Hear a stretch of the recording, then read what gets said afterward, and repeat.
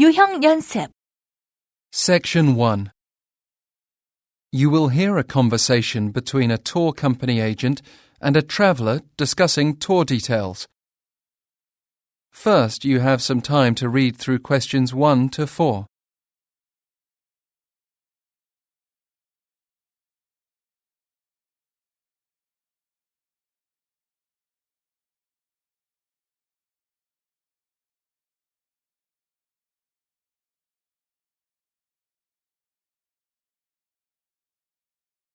Now listen carefully and answer questions 1 to 4. Thank you for contacting Sunwave Tours. How may I help you? Hi, my name is Alex. I'm here in Melbourne for work until this Saturday, and I'd like to go on the city tour that I saw advertised in your flyer. I'm available on either Wednesday or Thursday. We can certainly accommodate that. What in our city are you interested in seeing? Well, I am curious about both historical sites and contemporary culture, but I'm also interested in old architecture. So I do want to tour some art galleries more than anything. I heard that there's a national art gallery in the city. Yes, there is. I'd actually recommend our Top Spots tour. It starts just in front of our office on Elizabeth Street and concludes at the National Gallery of Victoria, and there are lots of places to get lunch in that area afterward. That really sounds ideal. And what does the tour cost? Let's see.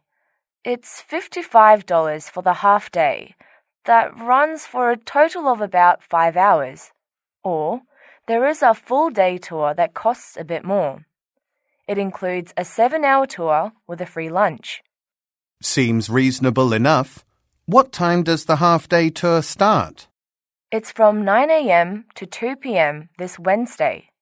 The guide for this tour likes to start earlier in the day so that you can see the sunlight shines on the major landmarks at optimal times. That might be a bit too early for me. Then you might like the Major Views full-day tour this Thursday. That tour also stops by the National Gallery of Victoria but takes you up to popular viewing spots where you can see the city's most famous landmarks. It starts in the morning, too, at 11 a.m., but the bulk of it takes place in the afternoon, ending at 6 p.m. The guide will also take you to a nice restaurant for lunch. Oh, all right. I reckon the Thursday tour will suit me best. What is the cost for that tour? It's $70 per person, but we have a special this month. You get $25 off if you make at least 2 bookings. That seems reasonable. However, I'm the only person, so please book just one spot for me. Great. What's your name and phone number? Alex Fenway. Fenway. And my mobile number is 555-671-920. Thank you, Alex. On the day of the tour, there will be a guide at Central Station to meet you. The guide will be holding a large sign and wearing a T-shirt with Sunwave Tours printed on it. Great. Thanks for all your help. You now have 15 seconds to check your answers.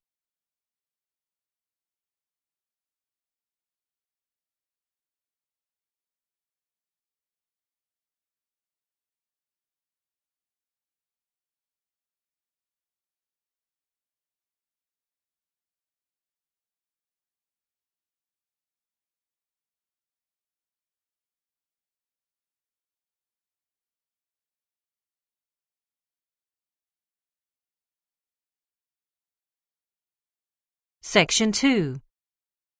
You will hear a radio broadcast by an announcer about making purchases overseas. First, you have some time to read through questions 5 to 7.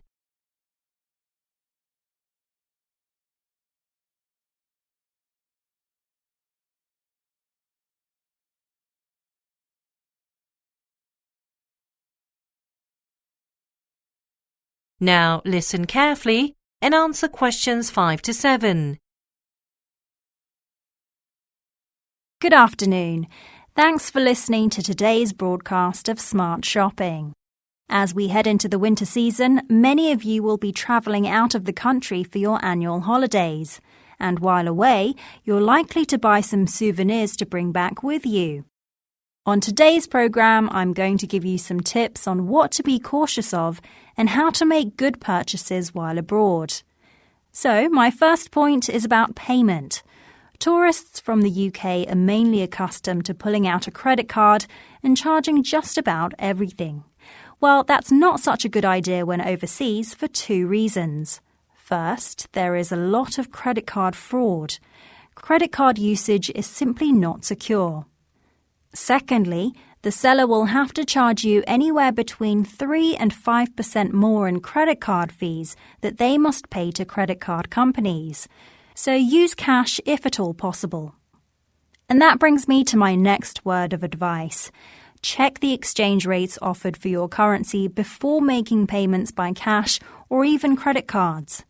Some establishments offer poor rates, so it is better to exchange your money in a bank, which ensures better rates, and use local currency in those cases.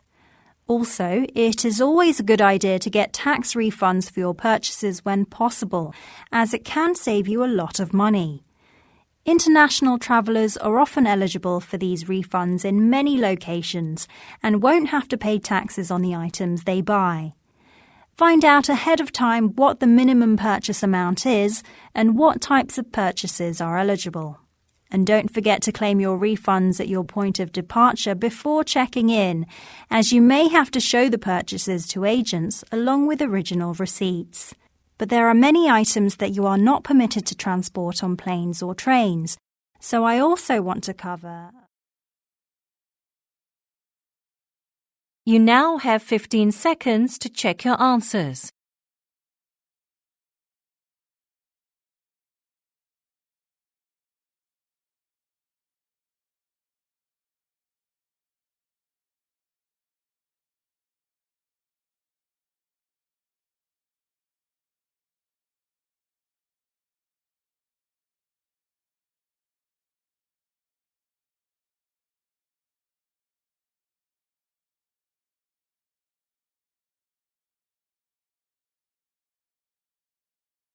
Section 2.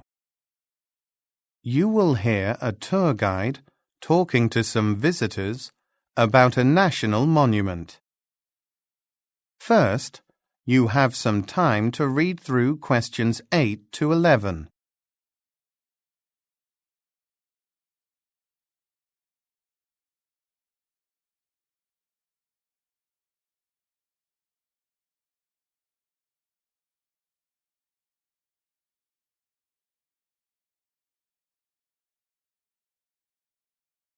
Now, listen carefully and answer questions 8 to 11.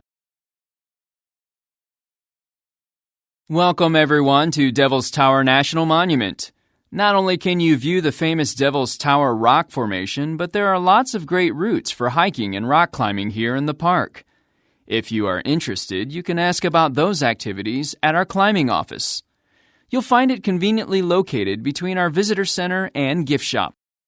Now, Devil's Tower is situated in the picturesque Black Hills here in Wyoming. The formation itself is very imposing, standing at 867 feet, or 265 meters, from the base to the summit. To local Native Americans, this is a significant site. Because of that and its striking beauty, Devil's Tower was made an official national monument over a century ago. Since then, it has become a popular destination amongst rock climbers. So how did the rock formation get its unusual name? You might think it's because it can be dangerous to hike up or climb. Actually, explorer Colonel Richard Irving led an expedition to the area in 1875. His interpreter is said to have made an error translating the native language and said the unusual formation was named Bad God's Tower. Irving took that to mean the Devil's Tower, but many native people say that the formation was probably originally called Bear Tower or Bear's Lodge. Anyway, what are we all going to see and do at the park today? First, we are going to take a short hike up to a ridge that will offer you panoramic views of the tower and the park. The route we will be taking is called the Joyner Ridge Trail, and it is a marked loop that's 1.5 miles long. Just a few safety reminders before we head out on the trail. First, please watch your step during our hike as the trail we are taking is unpaved. Also, please be reminded that food is only permitted in specified areas that are marked with signs, and it is vital that you do not feed animals you may encounter in the park. After our hike, I'll take you to the visitor center where you can check out our displays and browse through souvenirs in our gift shop. Okay, so could you all please come this way? You now have 15 seconds to check your answers.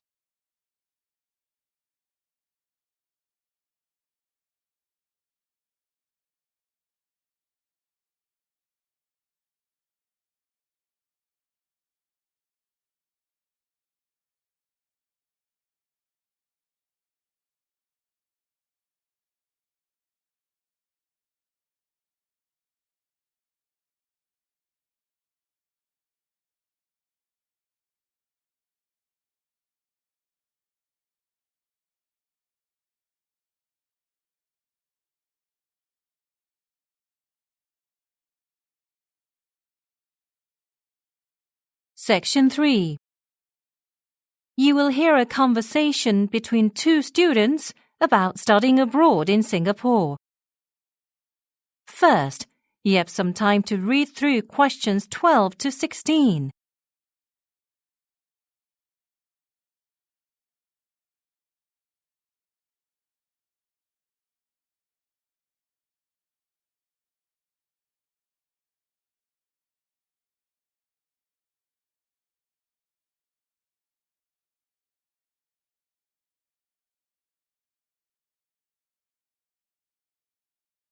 Now listen carefully and answer questions 12 to 16. Hello, Laura. Do you have a minute? Sure, John. What's up? I've been considering enrolling in the study abroad program in Singapore for psychology that you completed last term, but I'm still unsure of some things. What things in particular? Well, I couldn't find much information on the application process. What was it like? Actually, it was a bit too complicated. There are a lot of steps to complete. I see. And what did you think about the lectures there? They were excellent. I found all of them very informative and insightful. And the lecturers themselves? They are all experts in their areas.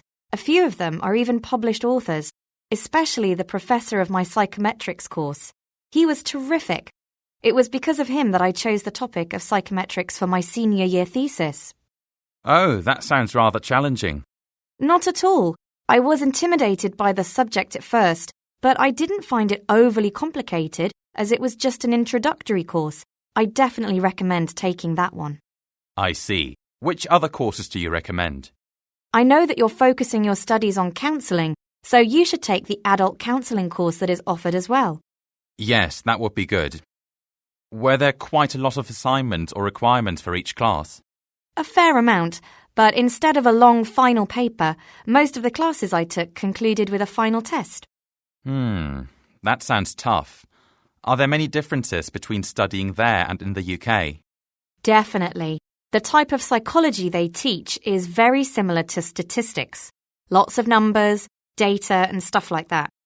Far less of the theory and discussion we had in the UK, and more science-based work, so it's a different sort of challenge, but it appealed to me. That's why I chose psychometrics. Oh, that makes sense. I'm actually hoping to take some data analysis courses if I take part in the program too. It would help with my minor in psycholinguistics. Speaking of which, I have some information about data courses in Singapore. Let's head to... You now have 15 seconds to check your answers.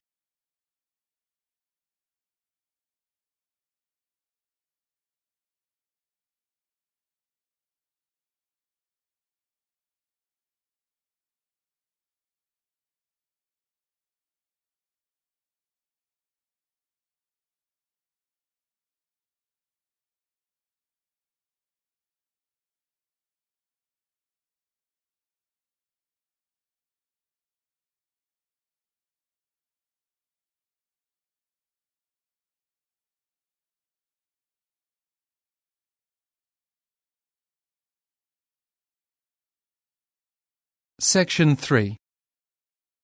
You will hear a student talking to a professor about a car technology competition. First, you have some time to read through questions 17 to 20.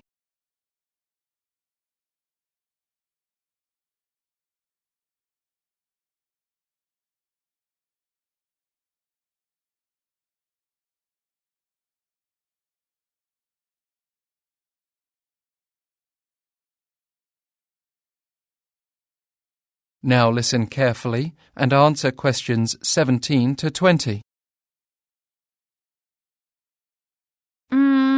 Professor Brown, I'm hoping to participate in the National Car Technology Competition. Certainly, Alice. The idea submission deadline is next Thursday, though. Do you already have an idea in mind? Oh, I have a couple of ideas. One is for a biometric access system. This would allow only particular users to unlock, start, and drive the vehicle by using sensors. Interesting idea. How would that work exactly? Well, it would require the use of a scanner to access the vehicle and interior sensors to scan the eyes of drivers for retinal confirmation. Drivers would place a thumb on the outdoor scanner to unlock the vehicle, and the retinal sensor would allow them to turn on the ignition. That might be complicated. Do you have any ideas on how that sensor might work? I was thinking about embedding it in the rear-view mirror. The driver would simply look into the mirror, and the sensor would scan their retina.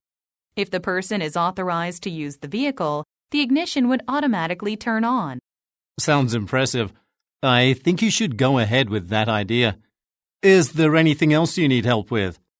Well, actually, the entrance fee is higher than I expected. Oh, there actually is a sponsorship from the university that you may be eligible for, and as far as I know, you'll be able to do that. Then the cost of $200 for entering the competition would be lifted. And, of course, you'd be able to use materials for the project at our lab facilities. You can pick up a form to apply for the sponsorship at the academic office. Excellent. And what is required for the application? You'll first need to submit a proposal, no longer than 1 page, to the Dean of the Engineering College by this Wednesday. If he thinks your idea is intriguing enough, then he'll meet with you in person to discuss some additional details about it. All right. I suppose I ought to get started on typing my proposal then.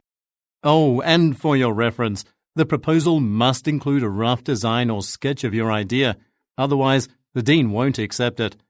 It's a very particular requirement, but it's because he prefers to look at papers with graphical information. The proposal can be structured as you like and in any file format, and you can list references any way you want as well. That's exactly what I was going to inquire about next. Actually, would you have some time to meet either today or Tuesday to provide me with some guidance on how to draft the proposal? Certainly. I'll be available at my office after 4 p.m. this Tuesday. See you then? Great. I'll come by your office at 4:30 on Tuesday. Thanks. You now have 15 seconds to check your answers.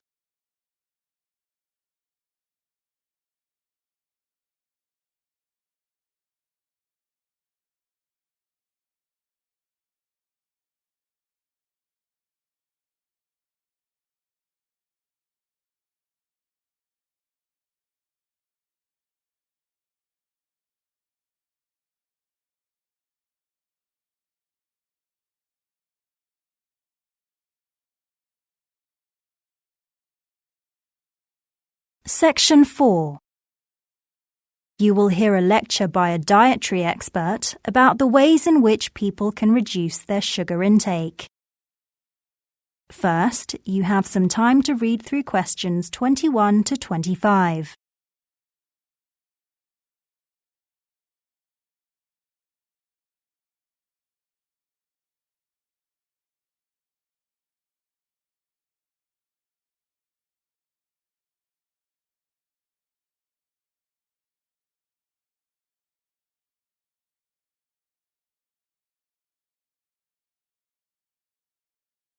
Now listen carefully and answer questions 21 to 25. So, as we discussed last time, sugar is the culprit for a variety of ailments. Not only is it an addictive substance, but it is a direct cause for diabetes, the rates of which have never been higher. In addition to that, it also contributes to heart disease, obesity, and mood disorders. And those health issues are also rising at an alarming rate. The problem is that people are consuming more sugar than we even realize. So, how can we reduce our intake and avoid a variety of health issues? Well, first, it is important to read through ingredients on manufactured products and be aware that sugar has different names: sucrose, glucose, and fructose, just to name a few. So when advising patients, it is naturally best to tell them to avoid products with added sugar and use sweeteners that are as natural as possible and stay away from processed sugar. Something like honey provides sweetness and is better for digestion than refined sugar, as it allows nutrients to be absorbed more easily. It also contains fewer empty calories than sugar. If the taste of honey is too diverse and processed sugar is preferred, then it is better to use it in its raw state, such as brown sugar, while common white table sugar should be eliminated. And it's also important to not drink sugars. People don't realize the enormous sugar content in a soft drink, and even fruit juices have a very high concentration of sugar as well as high caloric intake. Water, of course, is the number one fluid we should consume. But I believe herbal teas are another great option because they give you some flavor and they can offer extra vitamins that are good for us. Another thing to avoid is manufactured food products that are labeled fat-free. Often, to make up for the flavor from missing fat, sugar is added. Just for one example, it is better to use real cream in your coffee rather than a fat-free substitute. And likewise, urge people to avoid products that are said to be sugar-free, as they usually contain chemical sugar substitutes which can actually be more harmful than processed sugar. Most dietary experts agree that the best thing people can do is get the sweetness they want through natural sources rather than sweets or sugarless alternatives with chemicals. Get it through fruits and vegetables above all. They are a much better source of natural sugar, and they also contain essential vitamins your body needs. That's the best way to get the sweetness your appetite may want. But you can also eat yogurt and whole wheat products. You now have 15 seconds to check your answers.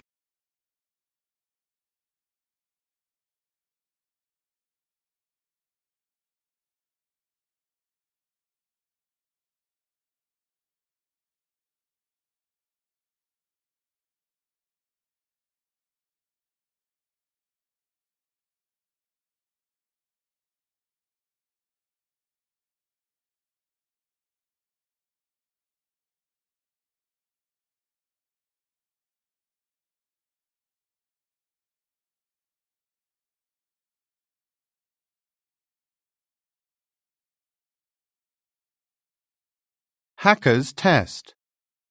Section 2. You will hear the head of a development panel talk about a sports complex.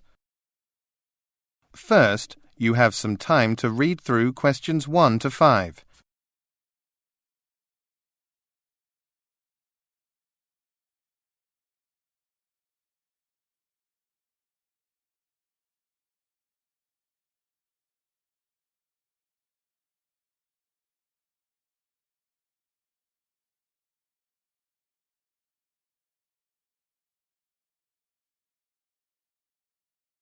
Now listen carefully and answer questions 1 to 5. I'm pleased that you've all gathered here for this public meeting at Brighton City Hall today. I know that many of you are excited to hear details about this weekend's opening of the Brighton Sports Complex. So I've asked Shane Downs, the head of the committee that has been overseeing the development of the complex, to share that information with you. Shane. Thank you. As many of you are already aware, the Brighton Sports Complex will be the largest athletic stadium our city has ever seen, serving primarily as the venue for national tennis matches. I'm speaking today on behalf of the entire committee that helped get the project started. I'm happy to say to all City Council members here with us today that we stayed well under our budget. The project was also finished by our completion deadline and will open as scheduled. Many of the council members already toured the facility and were very impressed with what they saw. I guess now is a good time to talk about the various sports facilities that are housed in the complex. Not only does the complex house 22 tennis courts, but it also has 2 full-size basketball courts. One will be indoors and available to use year-round. Furthermore, it will be used for games played among regional and national teams. The complex also has a volleyball court, an indoor football field, a weight room, and an Olympic-sized swimming pool. We are incredibly excited to welcome the citizens of Brighton to use these facilities. And soon we will have more details about our plans for a yoga studio. In addition to the exercise facilities, several dining establishments will also be available at the complex. Of course, we want to encourage all of our citizens to lead a healthy lifestyle, so we did not grant retail licenses to any fast food restaurants. Instead, there will be a selection of establishments selling salads, smoothies, and sandwiches made with organic ingredients. All the ingredients are from local sources, giving the visitors to these establishments reassurance that they have not traveled long distances or been processed heavily. As with the rest of our facilities, they will be open from 6 a.m. until 10 p.m., and both members and non-members can patronize any of these establishments, which have been placed on the ground floor. Before you hear the rest of the talk, you can read through questions 6 to 10.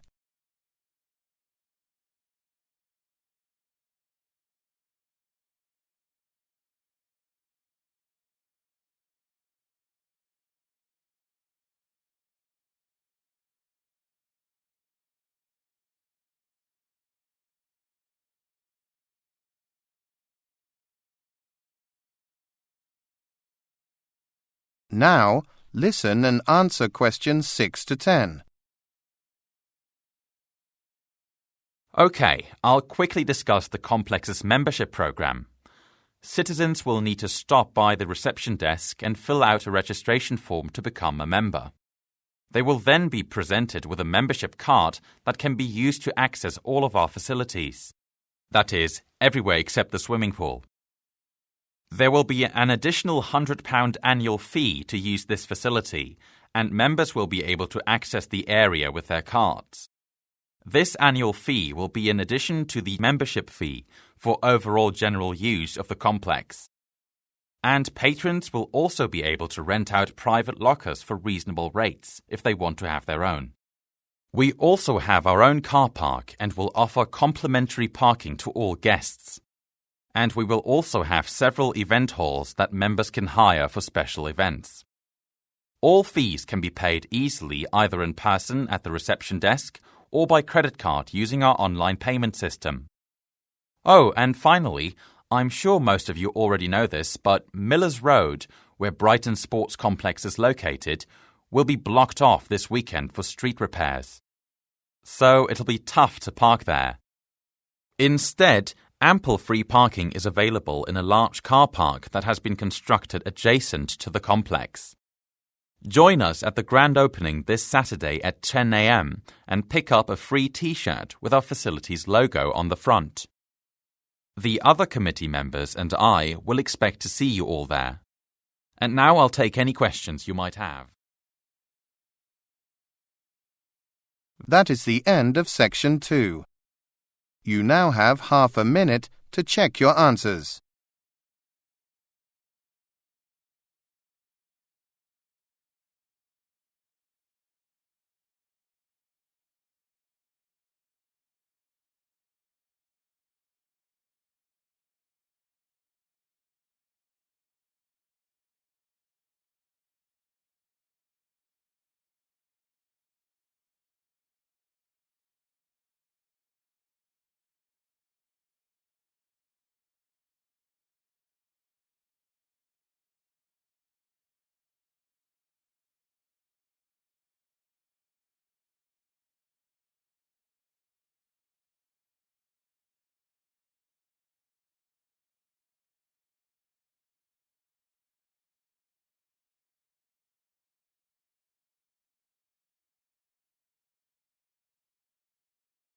Section 3.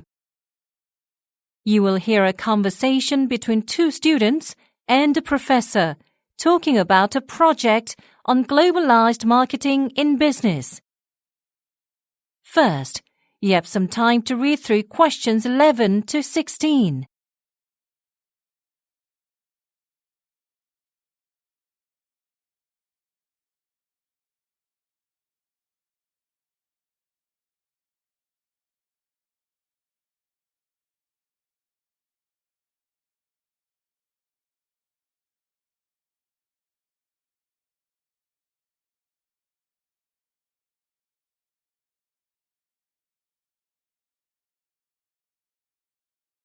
Now listen carefully and answer questions 11 to 16. Thanks for stopping by my office, Catherine and Matthew. So, how are you both doing on the project about globalized marketing in business? I think everything's going smoothly so far. We have finished our outline for the structure of the report, and I've just finished our introduction. And I've been doing the research for the main body. Yes, we've started doing research online. About specific globalized companies. So when we finish that, we can begin work on writing the main body of the report. Well, what companies have you focused on already, Catherine? I've discovered some information about globalized fast food businesses. What's notable about these companies is how they've altered their product offerings to appeal to various markets worldwide. So you've covered one aspect of marketing there, products. Have either of you researched any specific examples of that? I have. American fast food chain Burger King, for instance, has a menu primarily consisting of burgers containing beef. So when the company launched in India, some changes needed to be made to its products in order to entice the local market, which is made up of many consumers who do not eat beef. And what impact did doing that have on the company? Basically, by giving attention to the concerns of individual consumers in India, consumers' perceptions of Burger King's products improved there significantly. I see. The company started to become more highly regarded in surrounding countries in Southeast Asia too. It was interesting to see how rapidly favourable news about a company spread like that. So you've looked at the place aspect of marketing in your analysis of this fast food company as well. Markets react differently in different countries and regions, but your report should focus on all four marketing elements. So, Catherine, what about the other two? Well, I also did some research on the promotion aspect for print advertising for the Swedish vodka company, Absolut. This company decided to choose different ads for different regions and incorporate cultural slang into each area's advertisements. Very good. Other than the language, though, what else varied in the ads? Did Absolut modify its usual graphics and size? Or did it make any changes to its image branding? Not those things specifically, but other elements in print ads, such as colour, also varied in different regions. Sounds like you've made good progress. Before you hear the rest of the discussion, you can read through questions 17 to 20.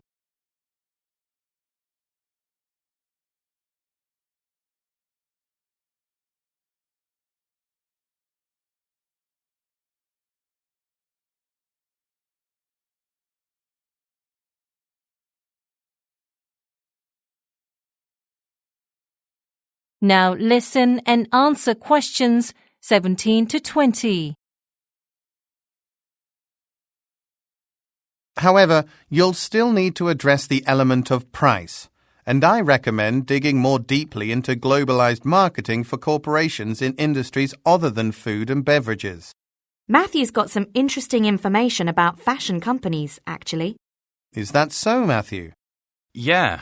US clothing retail chain Calvin Klein had some trouble when it ran commercials for a new clothing line, and many consumers in foreign markets found them highly inappropriate. How were the advertisements and products inappropriate exactly? Well, it was a very contemporary-styled campaign, but the general consumer response there was that the clothes were too revealing, and that response was from young and old consumers alike. Yeah, it wasn't a good start for Calvin Klein's first globalization effort. Unfortunately not. But the company turned things around by designing a new line in spring 2013 that featured elements of traditional clothing from various countries, while maintaining the muted and simple color scheme of their general clothing. Yes, and they also changed their prices, so the new clothes were more affordable than the previous line. Our report will discuss price a bit in regard to Calvin Klein. Good. How did the marketing team decide on adjusting prices for each foreign market?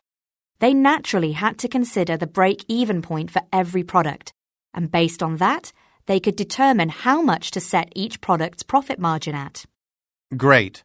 I'd like you to integrate those details into your report. Absolutely. I've got notes on the equations from last week's class on profit margin analysis and have decided to include those too. Yeah, and we're working on creating some graphs that illustrate those equations as well. That's good, because I don't want you to have an excessive amount of text in the report. So, could you tell me what you have in mind for the structure of the report? Yeah, we'll have an introduction followed by one section for each of the 4 aspects of marketing, and then finally a conclusion. All of the formulas and graphics will be printed in an appendix at the end of the report. Actually, you should mix the visual materials in with the text. Just add footnotes for each graphic. I see. I'll adjust my outline then. Thanks for your advice, Professor.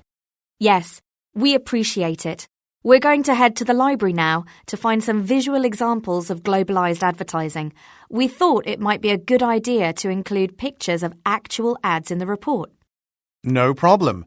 I'm looking forward to seeing your final draft submission next week. That is the end of section 3. You now have half a minute to check your answers.